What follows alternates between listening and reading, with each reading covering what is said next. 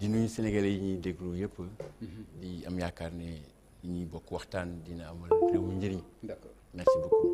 alors dañu gis déclaration bu tukkee ci Karim Meïssa Wade mu ñàkk a rafetlu li xew ak yeneen yoo xam ni wax na ko ci ndax loolu mënuñu jàpp ni tam lu yéex la parce que depuis le 3 ba tey xëy na sañ-sañam la wax dëgg yàlla mais jàppoon nañu ne au moins bu fekkente ne rek am na lu mel noonu xew ci réew mi automatiquement waroon nañu dégg li nga xam ni mooy xalaatam ci réew mi ba pare nag ñu doog a ñëw ci contenu bi ni nga xam ni noonu la maanaam li nga xam ni wax na ko ci.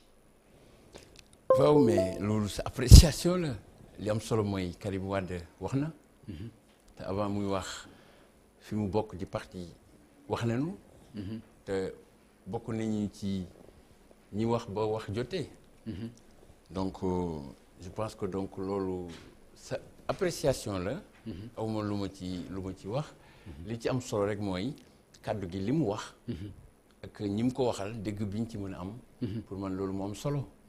d'accord mais du ay heure bi muy wax parce que wax. ba mu jotee ñun wax nañu te ñun ñuy wax di parti bi ci la bokk.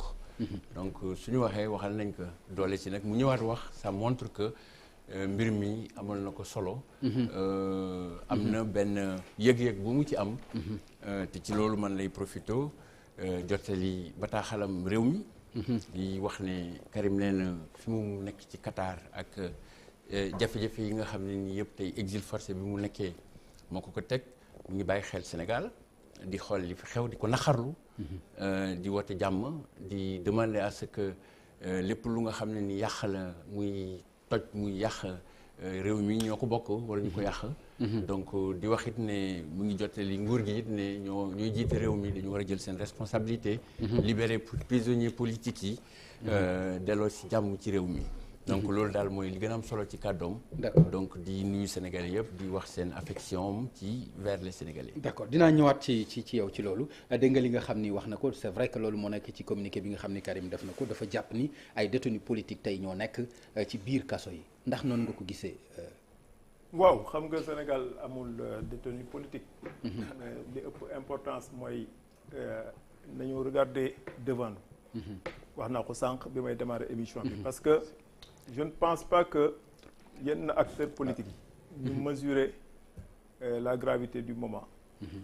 parce que Pape Ngagne man au-delà de l'aspect politique pur ay sénégalais lañ. sànq je donne un exemple sëñ Mahi wax na envoyé discours à toute la classe politique am ñu ci def ay montage def mel ni yenn yi président la ci wax alors que sëñ Mahi ñëpp lañ njabootee wax ak sénégalais moo tax ma ne la façon dont on fait la politique au Sénégal tendance bi ñu jël est-ce que tendance bu baax la c'est-à-dire wéeru ci réseau yi di jéem a def de la désinformation waaw ànduma ak Lamine naa jéem a sosal Lamine def ay de la désinformation yooyu dañ ko war a moytu moo tax ma ne il faut benn introspection bu am solo xam nga tout à l'heure même quand j'ai parlé de la presse c'était pas anodin ñoom dinañ def seen ndëpp après ces événements su ma nee ñoom mooy toute la presse. ndax xam nga li nga reproché presse bi xëj na ñeneen dinañ ko reproché beneen presse.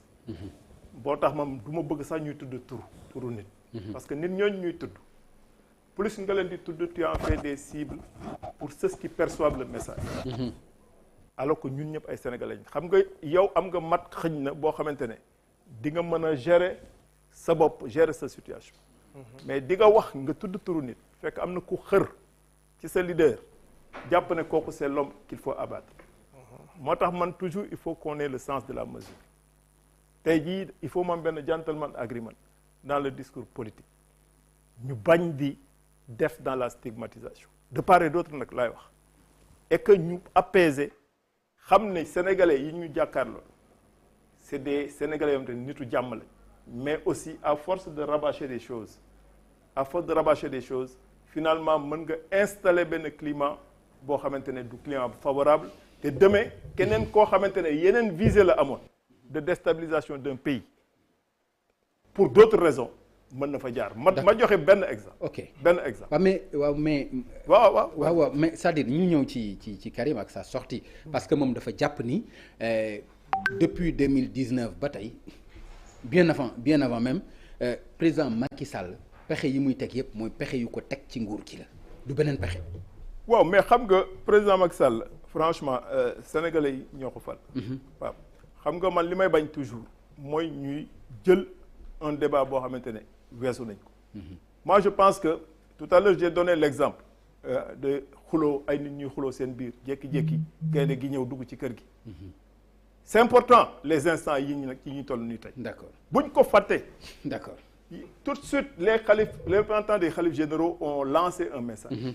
message boo xam ne ñun classe politique bi dañu war a am un peu plus d'humilité ci suñu biir dañu war a wax ne mais tiens ñun est-ce que waruñu ku nekk xoolaat sa bopp. par rapport au discours qu'on doit tenir. dans le contexte actuel. xam nga loo gis. contexte.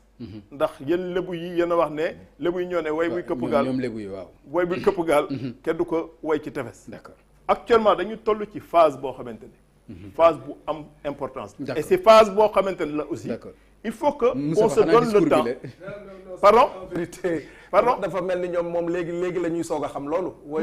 non woy wuy këpp man gaal man li ma lay parce ce que je veux. vous avez trop joué avec le feu. non faut pas dire vous. yaa ngi encore dans la. vous avez Moustapha non Moustapha yaa ngi. quand je dis vous Moustapha demain. je parle dama de lay pouvoir. dama lay jox benn anecdote je te donne benn anecdote bu ndaw. dafa am koo xamante ne suma xarit la àndul ak. dama gis mu posté ne mon véhicule vient d'être caillassé. ma ne tiens ma dugg ci page am laa gis mu bind mon véhicule vient d'être caillassé. bi ma xoolee li mu posté les 6 heures avant ñu ngi caillassé véhicule am ay message yu tàng jër la woon. message. yu tàng jër la woon yoo xamante ne da doon attaquer le régime. n'est-ce pas mais kooku tey jii ña caillassé véhicule am ban raison moo tax ñu caillassé véhicule am ak ñan la moo tax ba dafa am loo xam ne ñun ñoo ko bokk. dafa am loo xam ne ñun ñoo ko bokk. mooy Sénégal yow Moustapha ta sécurité nous incombe. ma sécurité t'incombe et vice versa. demain xale ba ñëw jàngi si. ñu génnee ko mu dem ci mbedd mi xale bu ndaw lu ko fa dal ñun ñëpp on a une responsabilité collective. moo tax ba tey jii lépp lu fi waay wax. et l'État en premier. waaw mais xam nga l'État en premier. xam nga tey jii l'État mais la famille a une responsabilité. d'accord la famille a une responsabilité. baal ma s'il vous plaît. na ku nekk def introspection ku nekk jël paaram ci affaire bi. d'accord après li ki des nag. li ki des nag ñu def un discours de paix. d'accord et c'est important. voilà ma ngeen baal ma s'il vous plaît ma nuyu Matar Seye bu mooy secrétaire général bu réew mi ñu ngi doon xaar le ministre Yankhoba Diattara xam naa dafa am gàllankoor jombul moo ko waral ma bàyyi la nga nuyoo. waaw Pape Ngagne maa ngi lay nuyu. di nuyu ñi ma fekk ci plateau bi. le directeur Ndione mon ami Sarré. monsieur Lamine Ba je pense ah. c'est ça. d'accord donc maa ngi nuyu Sénégal yi ñuy seetaan bon tardé bi c'est comme ni ngeen ko xamee c'est Lamine Yankhoba qui était prévu. mais dafa nekkul Dakar. moo tax donc j'ai pris la relève. Et donc tardivement que la am confirmation bi moo tax ma daw ñëw. d'accord alors d'accord c'est bon est-ce que du tardé boobu itam moom lañ ko mën nañ ko jàpp ci discours bi nga xam ni Idrissa Seck seen leader def na ko nga baal ma ci ni ma ko waxee. parce que dañu gis par exemple événement yi am ba démb la ñu doog a gis vraiment mu génn ci te lu jiitu loolu itam lu bëri xaw na ci réew mi wax dëgg yàlla kenn mus ko ci dégg ñu gëj ko ci dégg plutôt pas kenn mus ko ci dégg. discours bi aussi bala ñuy ñëw ci fond bi ñu ñëw ci forme bi d'abord ci ni nga xam ni noonu la ko abordé ak timing bi ak loolu mën nañ sax boolewaale question bi nga xam ni dafay dem ci forme discours boobu mu aju ci ni nga xam ni noonu la waxee mel ni par exemple su fekkente ni Ousmane Sonko bëgg na mu dugal ci médiation dafay nangoo dem wuy ji sinon du ci mën a maanaam noonu la waxee est-ce que noonu la waxee ak jàpp nga ni est-ce que loolu noonu la ko war a gisee pour yow. waaw da nga may ma jaalee Sénégalais yi nga xam ne famille Sénégalais yëpp. ndax ñàkk nañu suñu juróom-ñaari doom. donc Sénégalais yëpp ñu ngi leen koy jaale. rawatina nag ñi nga xam ne. ñooy mbokk yi ñooñu ñàkk seen bakken. te ki si njëkk ñàkk bakkenam yàlla def ay waajuram bokk si ñu sanc parti réew mi foofu si Bignona. muy donc mbir mi Sénégalais yëpp la touché.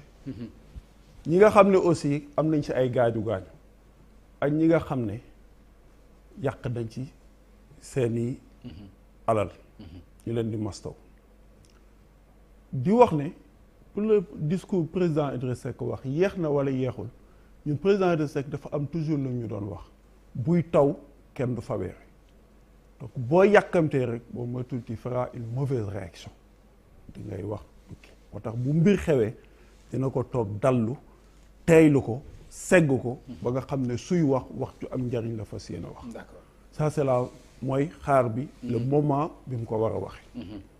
beneen bi li ngay wax moom la digal président Ousmane Sonko. Je crois qu'il a utilisé un terme fort mooy jeune frère rekk la ko jàppee. te je pense que si li ma gis lu ma fekkee ñoom ñaar ñu nekk ñaar ñu am ay estime ku nekk estime sa morom laa fekke loolu man moom laa gis si li ma gis rarement yu ma leen gis ñu toog donc daf ko digal ñetti mbir bu si njëkk mooy bu fekkee ne liñ la jiiñ defoo ko waxal ne ba fu ñu jant bi di fenk comme ni ma ko waxee woon kenn du gis preuve te su ma juumul Ousmane Sonko nee na liñ koy tuumaal kenn du ko mun prouver kon Ousmane Sonko def na ko ñaareel bi mu digal ko ne su fekkee ne waxal ne yow da ngay wuy ji nga wax la ma waxoon aw ma benn jàngoro nga dem wuy ji te su ma juumul Ousmane Sonko si conférence de presse am nee na amul benn jàngoro te jóg na di dem wuy ji mu des ñetteelu ndigal bi mooy waxal ñi nga àndal ñu ànd ak dal je crois que loolu moo si des su fekkee après mu ne ko boo defee loolu nag. waaw après xam mu doog a def suma nga ku lay digal koo xam ne dafa bugg ñëw yaakaar ne li nga nekk nattu rek la. ok mu bugg si jàpp bugg nga génn si. parce que dafa yaakaar ne frère am nga. kooku su la waxee du question da lay teg ay conditions wala mais li lay digal li nga xam ne moom la yaakaar ne loolu mooy indi dal si dëkk bi parce que fi ñu toll nii suñu waxantee dëkk Sénégal ak loo wax politique li ñu soxla mooy dal. dal lañu soxla parce que ñàkk nañu suñu juróom-ñaari doom te kenn ñaanul yàlla compte bi continuer. d'accord Matar Seye d'accord baal ma dinaa ñëwaat si yow ci loolu parce que loolu nga njëkkee mooy ñi nga xam ne ñàkk nañu leen dëgg la ñàkk bu metti la ñu ñaan yàlla aussi mu yem fi alors donc monsieur Sarré Moustapha naka ngeen déggee conseil yi leen Idrissa Seck jox est-ce que pare ngeen pour jëfe ko est-ce que yéen a ngi xaar aussi médiation. waaw Matar de dafa baax rek waaye Idrissa leneen la wax. Idrissa dafa ni bu fekkente ni deful na wax ne ba jant bi fay kenn du am preuve ne maa ko def su fekkente ni moo def. donc loolu la fàttee yegg wax na taxaw ne na jéggalu askan wi jéggalu ay soxnaam et cetera et cetera c'est pas la peine de revenir. muy discours bu ma naqarlu man nii. di discours boo xam ne xaaruma ko woon ci moom yaakaaroon naa ni quand même Idrissa c'est vrai rejoindre na nguur gi waaye du utiliser moom tamit des moyens non conventionnels pour s'attaquer à Ousmane. comment. waaw non parce que conventionnel oui non conventionnel. Comment? Parce que taxaw publiquement di discourir te mu wóor ko ni Ousmane nee na moom dafa waroon a yem rek ci li ko Ousmane wax li Ousmane wax askan wi Ousmane taxaw na ci askan wi ne taqew il n'y a rien eu entre lui et la fille. na yem foofu su demee bay posé naan bu fekkente ni moo def may soog a nekk nag médiateur ma bëgg koo yóbbante ci Idrissa rek ne ko bu fekkente ni moom rek moo des ci médiateur yi ñun soxlawuñu médiation. déedéet na ko téye na téye médiation parce que ñun mën nañoo défendre suñu bopp. parce que xam nañu ne taqewuñu ci laalewuñu ci. te lépp li nga xam ni moo fi xew ba léegi muy rapport d'enquête yi témoignage yi ak yeneen vidéo yi ñëw ginnaaw ba loolu lépp disculpé na Ousmane Sonko moom nag su fekkente ni day wax pour neexal alliance bi nga xam ni mu ngi ko tuddee mburoog soow fi mu nekk nii na ko defee ci beneen fànn ñun suñu leader jàpp nañ ne yàllaa ko setal kenn mënu koo gàkkal. li may terminer ci wax jooju rek mooy nee na Ousmane waat na Ousmane taxaw ne fii ak jant bi fay duñu gis preuve ci moom waxoon na ko mais moom waxu fi woon ne dafa yore alalu Sénégal su ci jamonoy Ablaye Wade. dana ko delloo bis ba dafa jotagul bu bis bi jotee dinaa ko delloo fi mu nekk nii mi ngi ci nguur gi moom na delloo alalu Sénégal. alal jooju mu ne denc na ko. na ko delloo. kon boog ba jant bi fenk moom ci boppam génnee na preuve ne jël na alalu Sénégal. kon boog wax jooju waroo na ak wax ji mu wax.